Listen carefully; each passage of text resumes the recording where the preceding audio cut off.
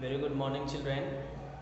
This is Manish Sir, and today I am going to cover the remaining portion of the chapter Mother's Day, which I have been explaining for a few days.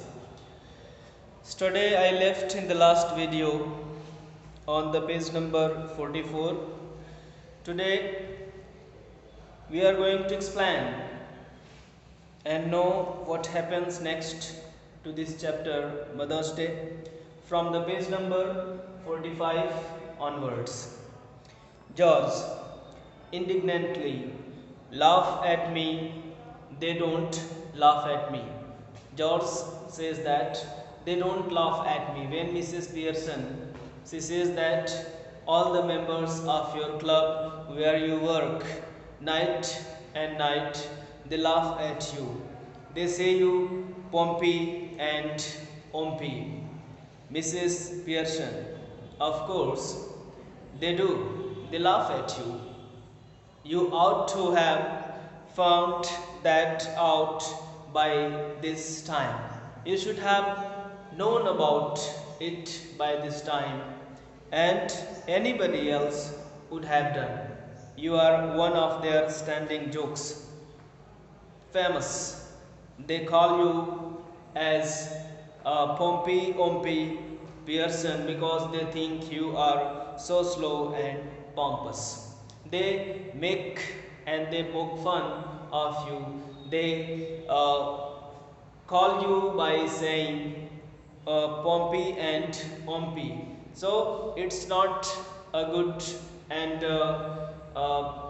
proper dignity of a person to have such comments, Pompey Ompy, because you are so slow, and they say you as pompous. Mrs. Pearson pokes fun at Mr. George. George, horrified, is terribly replying to Mrs. Pearson, never. It is impossible that somebody will say me Ompy Pompey.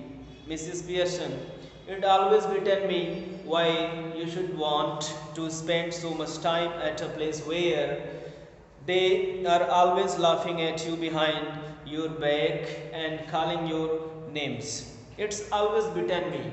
I am surprised and very irritated to know why you go there to work where people don't give you respect and they call your name Ompy and Pompey. So it is very irritating to me. You should not go there. They call you Ompy and Pompey, leaving your wife at home. You leave your wife at home. She stays night and night over here, and instead going out with her who does not make you look a fool. You should always go along with your wife because she never says you a fool guy. Cyril enters right with a glass of milk in one hand and a thick slice of cake in the other. Cyril, Mrs. Pearson and Mr. George's son. Cyril enters right with a glass as he was having a glass of drinking or stout, one of his hand and a thick slice of cake in the other hand.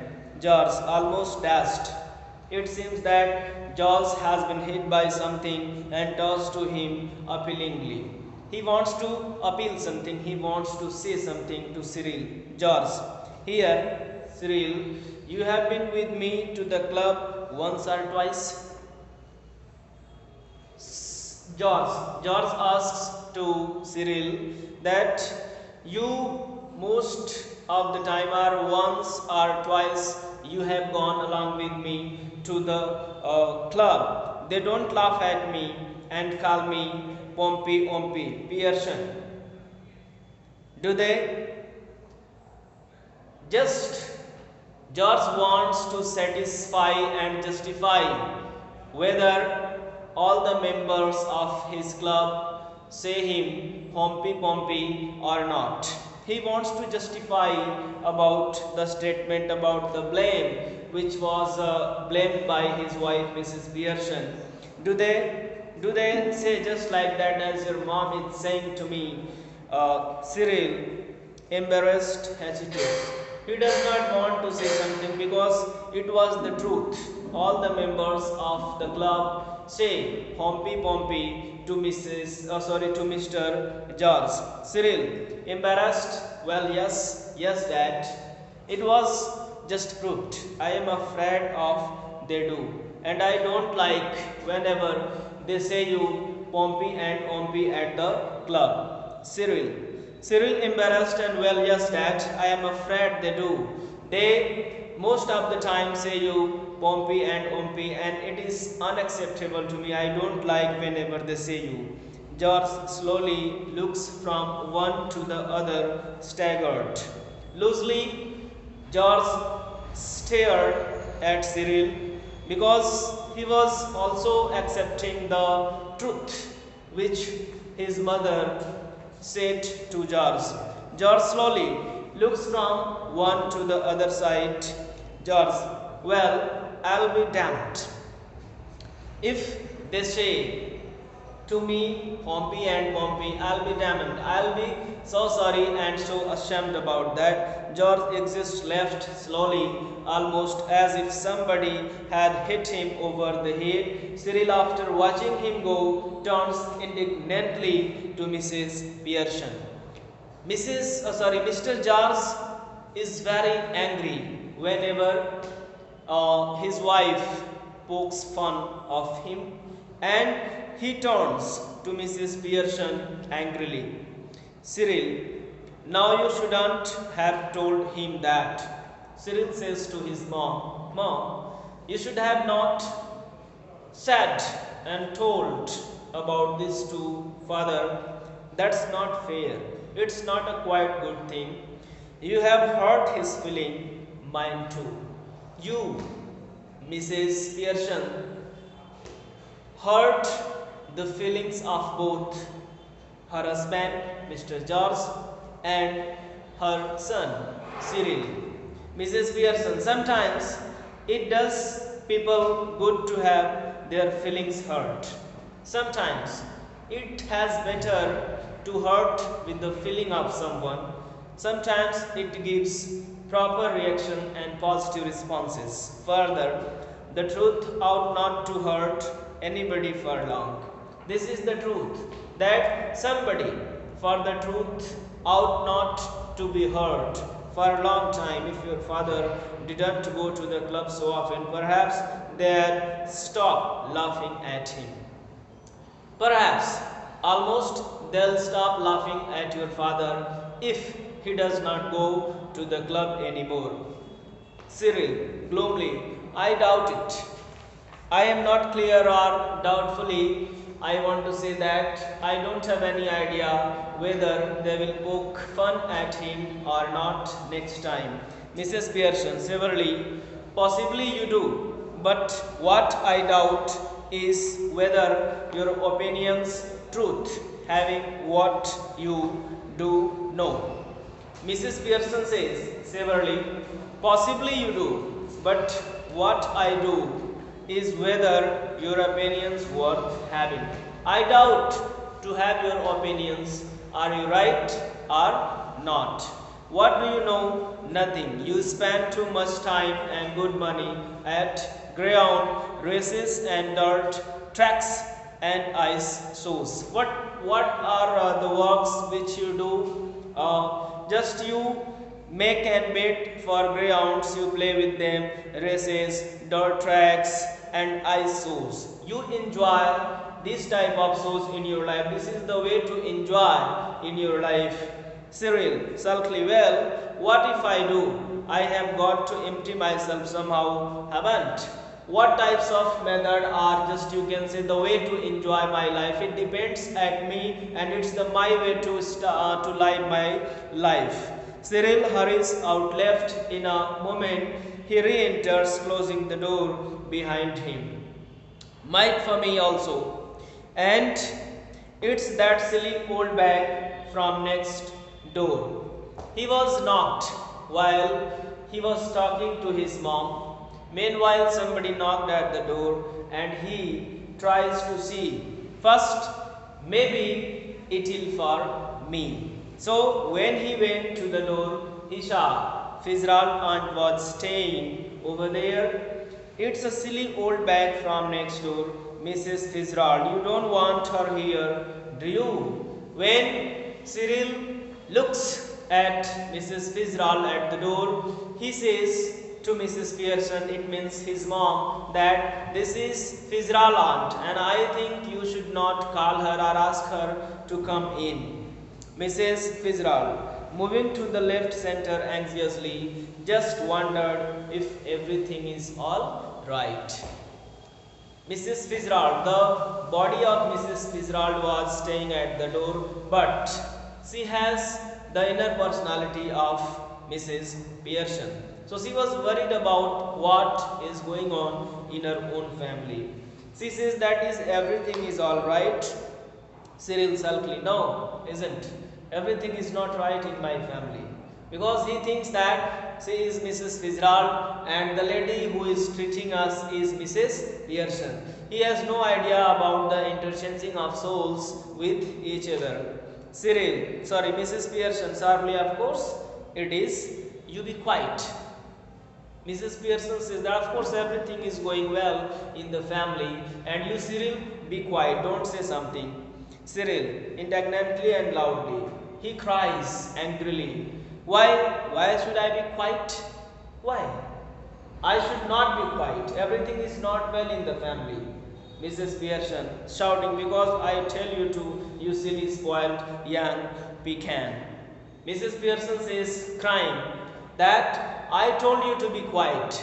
That's why you have to be silent. Don't say anything else. You silly, you fool, you spoiled, just irrespected and disobeyed. You don't know the way and the manner how to talk with elderly people. Mrs. Fitzgerald protesting nervously. Oh no, surely. She felt very bad. Who? Mrs. Fitzgerald. Okay, Mrs. Fitzgerald having the inner personality of Mrs. Pearson. She felt very bad when Mrs. Fitzgerald says, you spoilt and silly. Because Mrs. Pearson's soul was there in the body of Mrs. Fitzgerald and a mom will never accept any bad comment about her own son. Mrs. Pearson. Surely, now, Mrs. Fitzgerald, just let me manage my family in my own way, please. Mrs. Fitzgerald, having the inner personality of Mrs. Pearson's body and having the personality of Mrs. Fitzgerald says that, let me deal with my family. It's my way and it's my family. Please, Mrs. Fitzgerald, yes, but Mrs. Fitzgerald, having the inner personality of Mrs. Pearson, says, okay, let you do, but Cyril, because she wants to say something to the Cyril, because she knows Cyril is my son and he is being badly treated by Mrs. Fitzgerald's soul right now. So she felt very bad. Cyril sulkily and glowering, Mr. Cyril Pearson, to you, please, Mrs. Fitzgerald. Cyril stalks off into the kitchen. Sulkily and glowering, Cyril says that Mr. Cyril Pearson, to you, please, Mrs. Fitzgerald. When Mrs. Fitzgerald says Cyril, he interrupts and cuts in that you don't dare to say me Cyril. Okay, Mr. Cyril Pearson. Respectively tell my name or else don't. Cyril stalks off into the kitchen. Saying this warning to Mrs.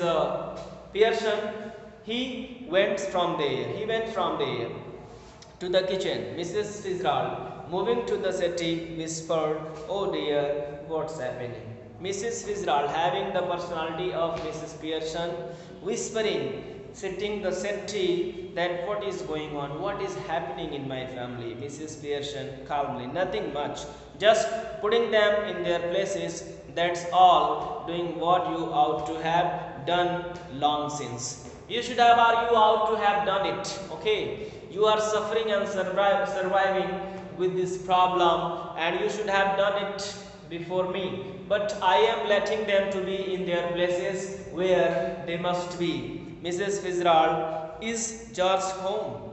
Mrs. Pearson's soul in the body of Mrs. Fitzgerald is George home. He is just asking for her husband to be home. She sits beside Mrs. Pearson on the settee.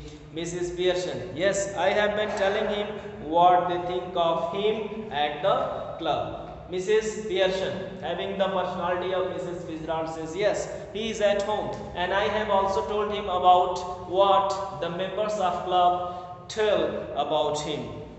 Mrs. Fitzgerald, well, they think a lot of him, don't they? Mrs. Pearson, no, they don't, and now he knows it. She does not accept the criticism of her husband, which occur at the place of club, which the member of club tell him. Mrs. Fitzgerald nervously, oh dear, I wish you had on Mrs. Fitzgerald. Mrs. Fitzgerald, nonsense. Doing them all a world of good. Let them be good and let them learn a lesson. And they'll be eating out of your hand soon, you will see. And they will follow every instructions and commands, whatever you will give them. Just it is a kind of proverb. Eating out of your hand means they will be follower and they will be strict, and they'll just, the literal meaning of this word, dance on your indications. Okay, it means whenever you will indicate to do something, they'll dance, they'll take an immediate move from there. Mrs. Fitzgerald, I don't think I want them eating out of my hand. I don't want to do so, whatever you are saying to me. So please let them move and let them to be. Mrs. Pearson impatiently, well, whatever you want, they will be they will be doing it. All three of them, mark my words, Mrs. Pearson. Mrs. Fitzgerald, she says that whenever you want them to do something, they'll do. They will never hurt you, they will never play any kind of game with your passion, with your feelings. They'll always respect you and love you, they'll always care you. George enters left gloomily. He is unpleasantly surprised when he sees the visitor. Who was visitor? Mrs. Fitzgerald was visitor at his home, and he moves to the armchair left, sits down happily.